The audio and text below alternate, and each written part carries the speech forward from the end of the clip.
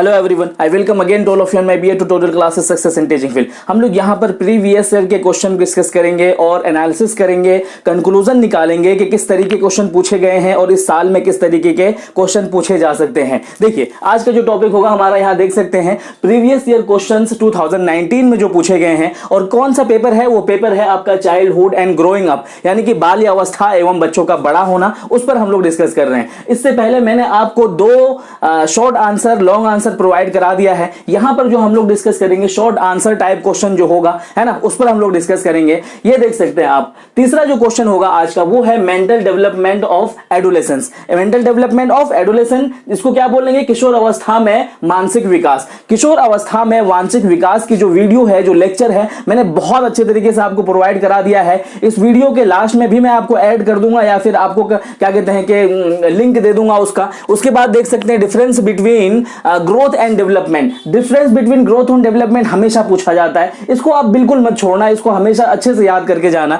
ठीक है। इसमें शॉर्ट नोट्स में ये लिखने के लिए आता है कि difference between growth and development, इन दोनों के बीच में यानी कि वृद्धि एवं विकास में क्या डिफरेंस होता है। इस पर मैंने 2 से 3 वीडियोस आपको प्रोवाइड किया हुआ है इससे पहले भी, और बहुत अच्छे से मैंने डिस्कस करके समझाया हुआ है। तो उस पर मुझे नहीं लगता है कि टाइम हमें वेस्ट करना चाहिए। उसका भी लिंक मैं आपको प्रोवाइड करा दूंगा। अगर कोई प्रॉब्लम होगी तो बताना, मैं दोबारा से बता दूंगा, और उसको ढूंढने भी प्रॉब्लम होगी तो भी बताना मुझे। उसके बाद जो होता है आपका पांचवा क्वेश्चन, पांचवा है आपका competition and cooperation during childhood, ठीक है ना। ये थोड़ा सा डिफर है चाइल्डहुड को लेकर के। एक होता है कंपीट करना और दूसरा होता है आपका कोऑपरेट करना। ये 2 बात पूछा गया है, जहां पर बच्चा जो है अपने मानसिक क्षमताओं से भी लिख सकता है, आप अपनी क्षमताओं से भी लिख सकते हो, लेकिन मैं आपको कुछ गाइड कर देता हूं किस तरीके से लिखना है, किन पॉइंट को इंक्लूड करना है, जिसके बिहाफ पर आपका और बच्चों से इफेक्टिव आंसर होगा और आप इजीली सक्सेस हो पाएंगे। देखिए फर्स्ट ऑफ ऑल तो आप ये समझिए कि क्या पूछा हुआ है यहां पर। चाइल्डहुड को यहां पर डिफाइन किया हुआ है इन्होंने कि चाइल्डहुड जो बच्चे होते हैं उनमें क्या होता है, कोऑपरेशन और कंपटीशन जो होता है, यानी कि किसी चीज में भाग लेना और किसी चीज के सहयोग से कोई काम करना, वो कितना होता है चाइल्डहुड में, ये पूछा है। फर्स्ट ऑफ ऑल तो आपको याद करना है कि चाइल्डहुड की जो एज होती है वो कितने से कितने होती है, 6 से लेकर के 12 साल तक टोटल मानी जाती है, ठीक है ना। 6 से लेकर के 12 साल तक जो है एक्चुअल एज मानी जाती है चाइल्डहुड की, है ना। इन्फेंसी जो होती है वो क्या होता है, 0 से लेकर 2 साल होती है। अर्ली चाइल्डहुड देखा जाए तो 2 से लेकर के 6 साल और 6 से लेकर के 12 साल तक या 14 साल तक क्या चाइल्डहुड की एज मानी जाती है।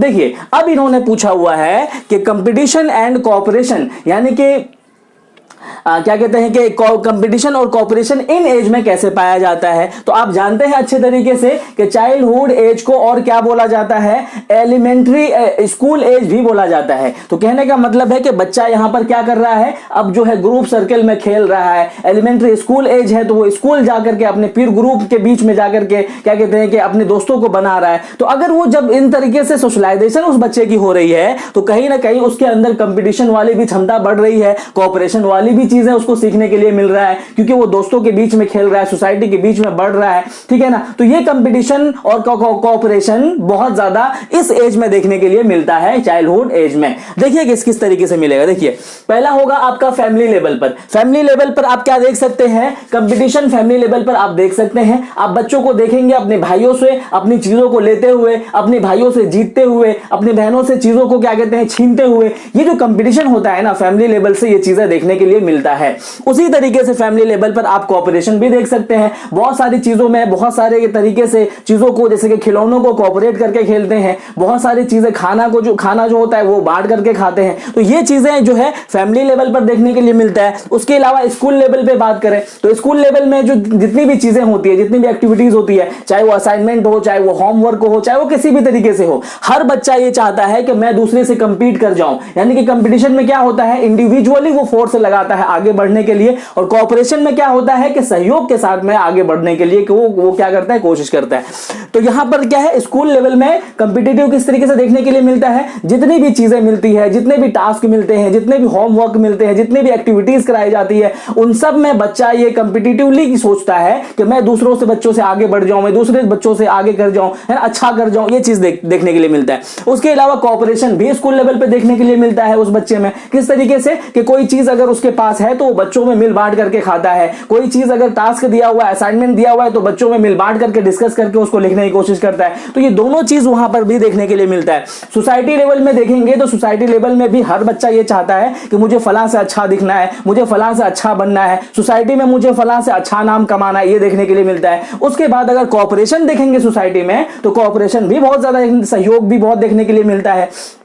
एक दूसरे का, जैसे कि शादी विवाह का समारोह हो रहा है तो बच्चा उसके लिए काम करता है, उसको क्या कहते हैं कि बहुत सारी चीजें प्रोवाइड करा के देता है, बहुत सारी चीजों में हेल्प करता है ना। और वहां पर यह भी देखने के लिए मिलता है, कंपटीशन भी वो ये चाहता है कि सोसाइटी में मैं हर चीजों में आगे बढ़ करके रहूं। उसके बाद आप देख सकते हो, आप यहां पर देख सकते हो आप स्पोर्ट्स लेवल, यानी कि गेम जो होते हैं, स्पोर्ट्स जो होते हैं, खेल जो होते हैं, उसमें भी बच्चों को कंपटीशन में देखा जाता है कि हर बच्चा ये चाहता है कि मैं बेस्ट कर जाऊं, अगर गेम खेल रहे हैं तो उसमें मेरा अच्छा स्कोर हो जाए, ये सारी चीजें देखने के लिए मिलता है। और कोऑपरेशन भी आपको स्पोर्ट लेवल में देखने के लिए मिलेगा कि एक दूसरे के सहयोग से ही खेला जा सकता है। उसके बाद आप देख सकते हैं बिजनेस लेवल पर इसी तरीके से बहुत सारे लेवल को आप इंक्लूड करके यहां पर लिख सकते हो। बस मेरा पॉइंट यह था कि आप इसको ध्यान रखना कि ये जो एज है आपका 2 से लेकर के 6 साल तक, 6 से लेकर के 12 साल या 14 साल तक जो चाइल्डहुड की एज होती है, उस एज में बच्चा जो है क्या करता है, बच्चा जो है एलिमेंट्री स्कूल एज में आ चुका होता है, ग्रुप बना चुका होता है। तो अब जो जाकर के बच्चे के अंदर में कंपटीशन और कोऑपरेशन सबसे ज्यादा बढ़ जाता है। इसी तरीके से आप अपनी कॉपी को लिख सकते हो, इसी पॉइंट के थ्रू से आप उसको एक्सप्लेन कर सकते हो, आपका आंसर बहुत इफेक्टिव होगा। यहां तक समझ में आ गया।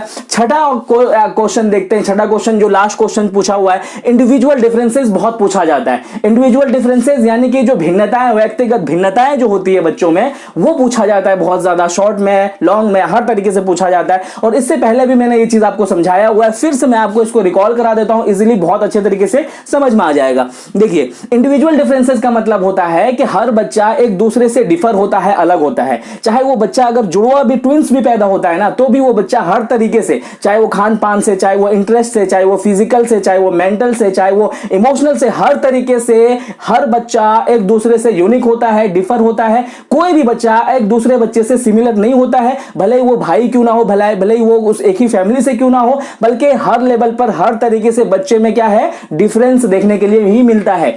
देखिए, इसको इस तरीके से बांटा जाता है। फिजिकल डिफरेंस अगर आप देखेंगे, उसका बॉडी स्ट्रक्चर आप देखेंगे तो कुछ भाइयों का जो होता है, अगर आप अपनी फैमिली में ही देखेंगे तो कुछ भाइयों का क्या है कि बहुत ज्यादा हाइट हो गया, कुछ कम रह गया है ना। तो ये चीजें फिजिकल डिफरेंसेस भी देखने के लिए आपको पूरी तरीके से मिलेगा। किसी का वेट ज्यादा है, किसी का साइज ज्यादा है, किसी का हाइट ज्यादा है, ये चीजें आपको डिफरेंसेस देखने के लिए मिलेगा। तो कहने का मतलब है कि हर बच्चा यूनिक होता है, डिफरेंस होता है एक दूसरे से। तो इस डिफरेंस को टीचर को समझ करके पढ़ाना चाहिए। उसके बाद होता है आपका मेंटल। ऑब्वियसली आप ये जानते होंगे, कुछ बच्चा जो है अपने माइंडली लेवल पर सीखता है, कुछ बच्चा अपने प्रकृति लेवल पर सीखता है, कुछ बच्चा जो है अपने प्रैक्टिस के लेवल पर सीखता है, कुछ बच्चा अपने प्लेवे मेथड से सीखता है। तो ये जो मेंटल होता है ना, ये मेंटल के लेवल पे भी बच्चा बहुत डिफर होता है एक दूसरे से। यानी कि उस बच्चे, कोई बच्चा जैसे मैंने बताया ना कि सुन करके सीख लेता है, कोई बच्चा करके सीखता है। तो ये मेंटल लेवल पे भी डिफरेंसेस देखने के लिए मिलता है, चाहे वो ट्विंस बच्चा क्यों ना हो, उनमें भी डिफरेंस देखने के लिए मिलेगा। इमोशनल आप देखेंगे, कुछ बच्चे जो होते हैं बहुत जल्दी इमोशनल हो जाते हैं। कुछ बच्चों को अगर आपने कुछ कह दिया, बल्कि कहा नहीं बल्कि सिर्फ आंख ही दिखा दिया ना, तो वो बच्चा क्या कहता है कि आपसे जिंदगी भर डरता रहेगा। और कुछ बच्चा इस तरीके से होता है कि आप उसको डांट डांट के थक जाओ, जब तक उसको मतलब कि डांटोगे नहीं तब तक वो होमवर्क करके नहीं लाएगा। तो ये डिफरेंसेस भी देखने के लिए मिलता है कि हर बच्चा एक दूसरे से इमोशनल लेवल पे बहुत अलग होता है। उसके बाद सोशल आप देखेंगे, सोशल लेवल पे दो चीजें देखी जाती है, एक होता है इंट्रोवर्ट, एक होता है एक्सट्रोवर्ट। कुछ बच्चे ऐसे होते हैं जो इंट्रोवर्ट होना पसंद करते हैं, जैसे कि वो अपने दुनिया में, अपने कोने पे, अपने अलग थलग रहना पसंद करते हैं। और कुछ बच्चे क्या होता है, सोशलाइजेशन लेवल पे यानी कि एक्सट्रोवर्ट होते हैं, यानी कि वो बाहर की दुनिया समझते हैं, बाहर के लोगों से मिलते हैं, बाहर की चीजों को अप्लाई करते हैं। तो ये क्या देखने के लिए मिलेगा कि सोशल लेवल पर भी ये बच्चा जो है क्या देखने के लिए मिलता है, डिफर होते हैं। उसके बाद अगर मोरल देखेंगे तो कुछ बच्चे में मोरालिटी बहुत ज्यादा होती है, कुछ बच्चों में बिल्कुल नहीं होती है। कुछ बच्चे छोटे से ही अच्छे बुरे की पहचान करने लग जाते हैं, ये गलत है, वो सही है, ये नहीं करना चाहिए। कुछ बच्चे से ही चोरी करने लग जाते हैं। तो ये मोरालिटी भी देखने के लिए मिलता है। बिहेवियरल लेवल पे भी आप उसमें डिफरेंस देखने के लिए मिलेगा। कुछ बच्चों की आदत इस तरीके से होती है कि बड़ों का रिस्पेक्ट वो बिना कहे करने लग जाते हैं, हर चीजों को हर सिस्टमैटिकली तरीके से, हर डिसिप्लिन तरीके से फॉलो करने लग जाते हैं। कुछ का बिहेवियर ऐसा होता है और कुछ का बिहेवियर ऐसा होता है कि उसे कोई फर्क नहीं पड़ता है, जब तक उसको सिखाओगे नहीं तब तक वो सीखता नहीं है। तो बिहेवियर के लेवल पे भी ये डिफरेंस बच्चों में देखने के लिए मिलता है।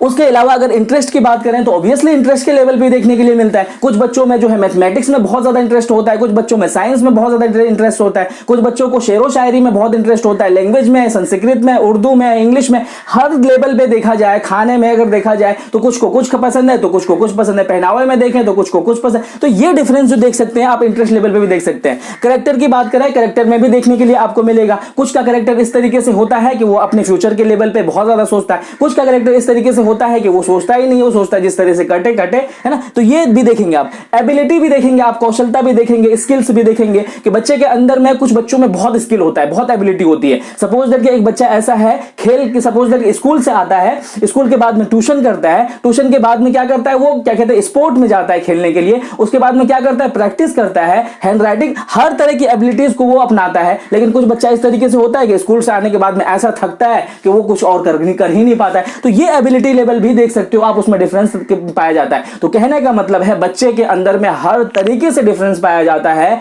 हर बच्चा एक दूसरे से यूनिक होता है। इतना समझ में आ गया।